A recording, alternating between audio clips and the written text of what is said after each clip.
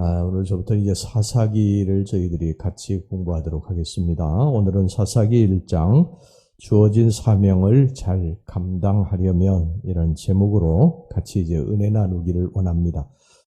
사사기는 가나안 정복 전쟁의 영도자인 여호수아의 죽음 이후에 그리고 이스라엘의 초대왕 사울 왕이 즉위하기 이전에 대략 340년 시기에 일어난 이스라엘의 역사를 다룬 책입니다.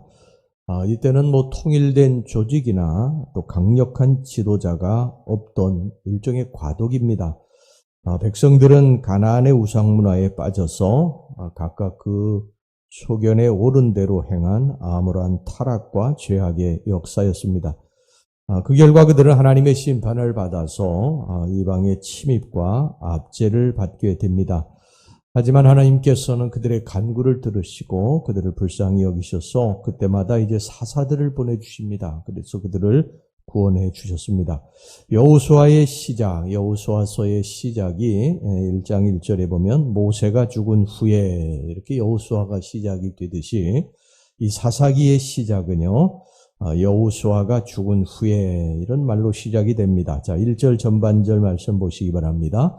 여호수아가 죽은 후에, 여호수아서는 모세가 죽은 후에 이렇게 시작이 되는데, 이 사사기는 여호수아가 죽은 후에 이렇게 시작이 됩니다. 이것은 이제 새 시대가 도래했음을 가리킵니다. 이제 여호수아의 지휘하에 전개되던 가나안 정복 전쟁의 시대는 끝나고 지금부터는 그 땅에서 정착해서 살아야 하는 시대가 시작이 된 것입니다. 일제 요단 동편의 모압 평지에서 모세의 후계자로 택함을 받은 여호수아는 이스라엘 백성들을 이끌고 요단강을 건너서 길갈이라고 하는 곳에 진을 쳤습니다. 이때가 약 주전 1405년에 약 7년에 걸친 가나안 정복 전쟁을 이제 치룬 그런 결과로 그곳에 이제 도착을 하게 되는데, 그 결과 여호수아가 가나안 땅의 주요 성읍과 또 거점들을 거의 정복했습니다. 그리고 그 이후에 제비뽑기를 해가지고 가나안 땅을 이스라엘 각 지파들에게 적절히 이제 분배하게 됩니다. 그리고 나서 이제 그의 소임을 다 마친 후에 여호수아가 가나안 입성 16년째 되던 해 110세에 자신의 기업인 딥나세라에 장사되게 됩니다. 임종을 하게 되죠. 이것이 이제 여호수아서 24장 29절 30절에 나옵니다. 이때가 대략 주전 1390년경입니다. 그런데 이제 여호수아가 이제 죽은 후에 이스라엘에는 모세와 여호수아 같은 강력하고 뛰어난 지도자가 없었습니다. 그리고 각 지파들이 분배받은 가나안 땅에는 아직도 그들이 정복하지 못한 미정복의 족속들과 성읍이 도사리고 있었습니다. 따라서 이제 미정복된 가나안 족속과 그 성읍들의 정복은요, 각 지파의 몫으로 남겨지게 됩니다. 사사기는 이제 이 같은 시대적인 배경하에서 전개가 되고 있습니다.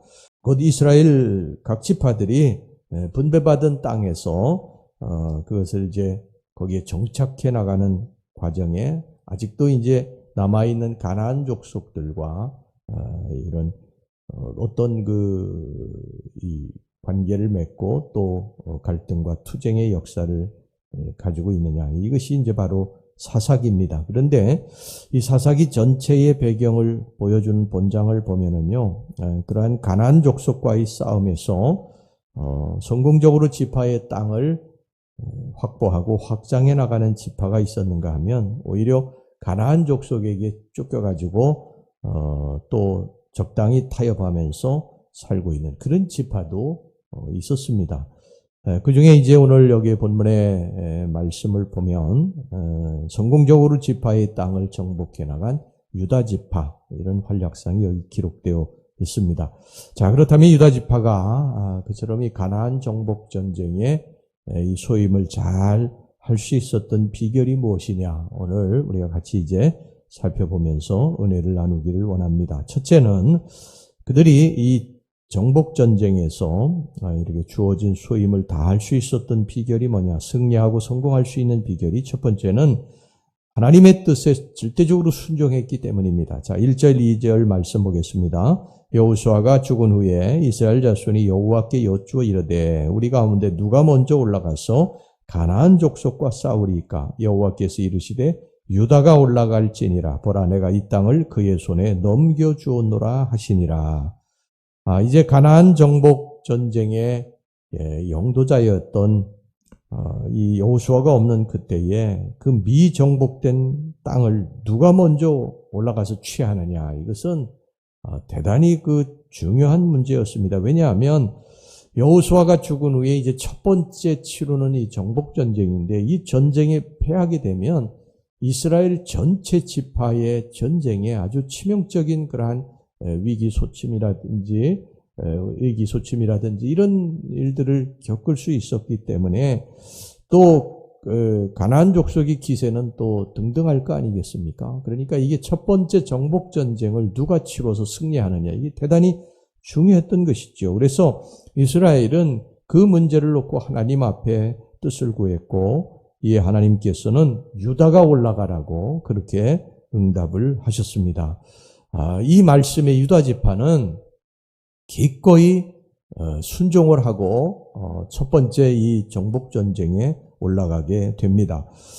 왜 하필 우리 지파입니까? 다른 지파도 많은데 왜 하필 우리 지파에게 이렇게 어렵고 힘든 일을 시킵니까? 그렇게 불평하고 항변하지 않았습니다. 그냥 그대로 순종하고, 이 유다 지파 제일 먼저 올라가느니 가장 힘들고 어려움에도 불구하고 그냥 올라가서 싸웠습니다.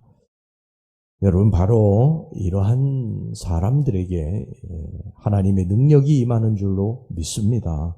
하나님이 우리에게 힘들고 어려운 일을 시켜도요, 아멘 하고 나아갈 때 하나님께서 그 일을 감당할 수 있는 힘과 능력도 지혜도 주셔서 싸우게 하시는 줄로 믿습니다. 우리는 인생의 싸움을 내가 하는 것이 아니라 하나님이 하신다고 믿어야 됩니다.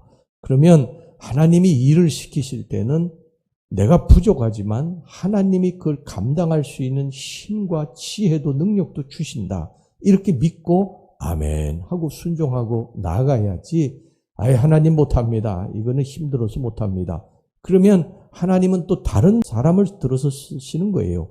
유다 지파에게 너희들이 올라가라 말씀하셔. 유다 지파 못 올라간다고 그랬으면 하나님이 다른 지파를 아마 쓰셔서 그 지파를 통해서 정복전쟁을 이루시고, 그리고 그 지파에게 복을 주실 것입니다. 여러분, 하나님이 무슨 일을 시키실 때 아멘 하고 순종해서 하나님으로부터 축복받으시기를 주의 이름으로 축원합니다.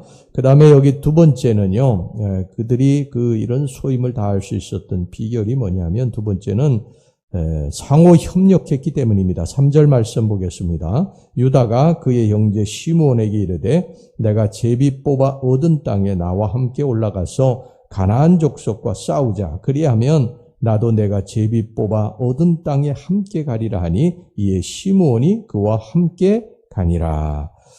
가나안 정복 전쟁을 치르기 위해서 요단 동편의 모압 평지에서 실시한 이스라엘 각 지파의 제2차 인구조사에 의하면요, 유다 지파는 20세 이상 싸움에 나갈 만한 사람들의 숫자가 76,500명이었어요. 굉장히 많은 숫자인데, 여기는 12지파 가운데 가장 많았어요. 유다 지파가 76,500명.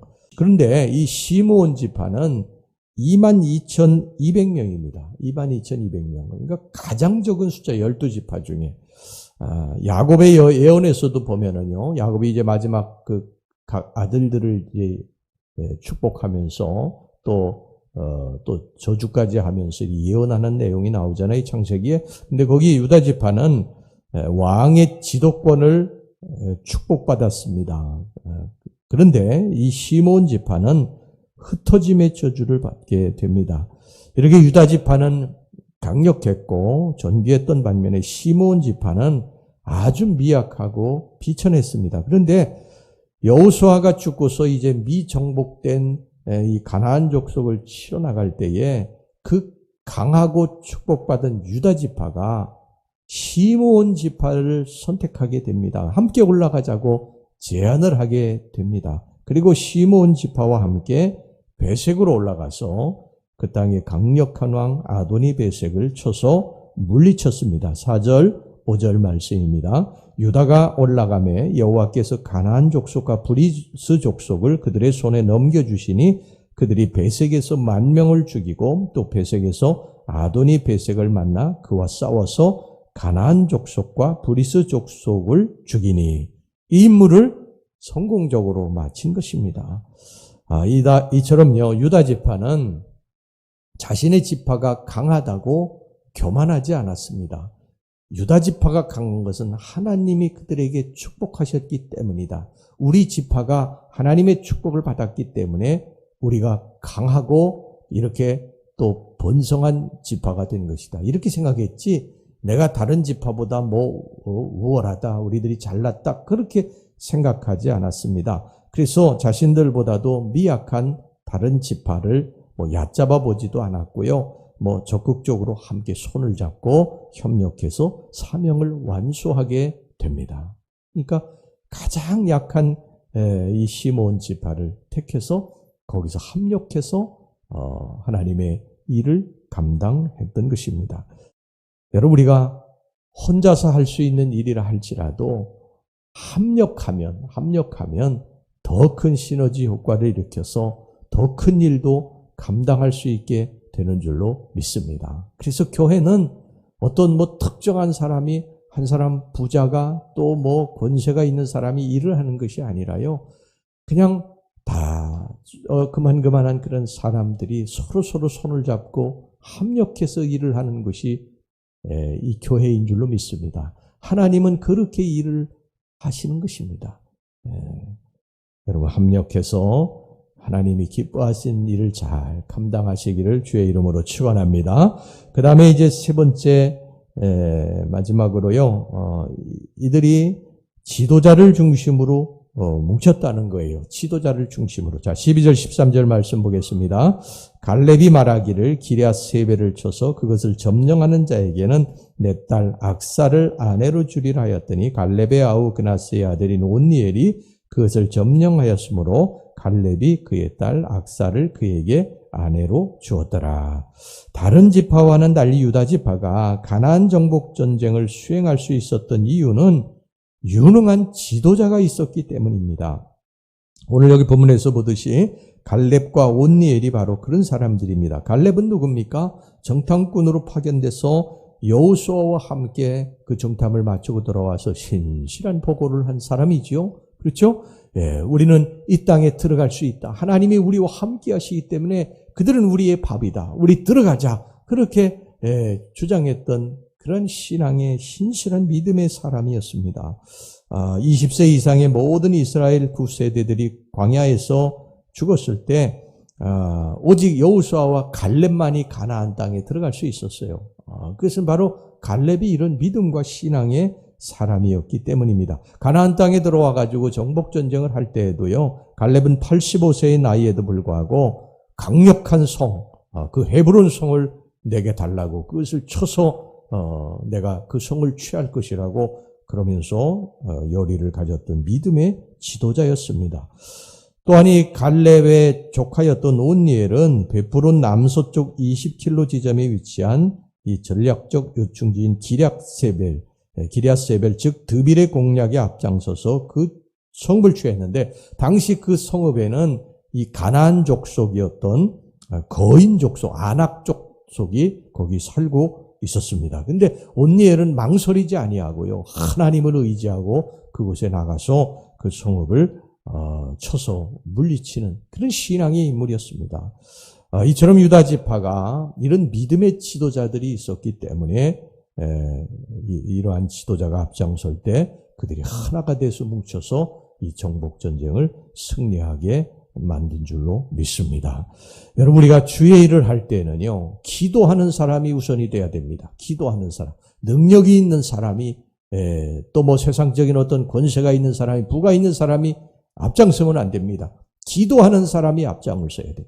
기도하는 사람이 앞장을 서서 하나님의 응답을 받고 그 안을 내놓게 되면, 어떤 목표를 내놓게 되면 세상에 어떤 그 권세와 지위와 부를 가졌던 사람이라 할지라도 그 기도하는 사람에게 아멘 하고 순종해서 같이 합력해서 나아가게 될 때 하나님의 강력한 역사가 일어나게 되는 것을 믿으시기를 바랍니다.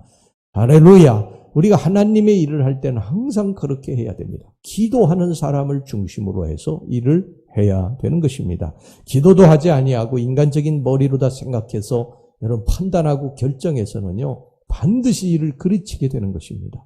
기도해서 하나님 응답을 받고 안을 내놓고, 그러면 기도하지 않은 사람은요, 아멘 하고 순종하고 따라가게 되면 하나님께서 그 일을 축복하셔서 이루시는 줄로 믿으시기를 바랍니다.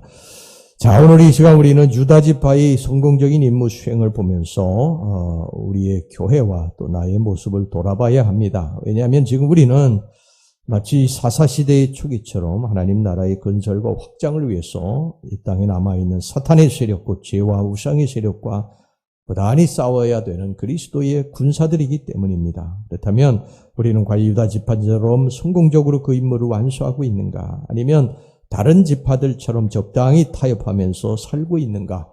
오늘 여기 성경에도 사사기서 1장을 보면 그들이 열심을 다해서 지도자를 중심으로 최선을 다해 순종하고 이 가나안 족속들, 하나님의 명령에 순종해서 가나안 족속들을 물리치고 그곳에 거주한 그러한 지파도 있었지만 그냥 그들을 물리치지 아니하고요. 힘들고 어려운데 이거 싸우지 말자. 그러고서 적당히 타협하고 사는 지파들이 여기 있었어요.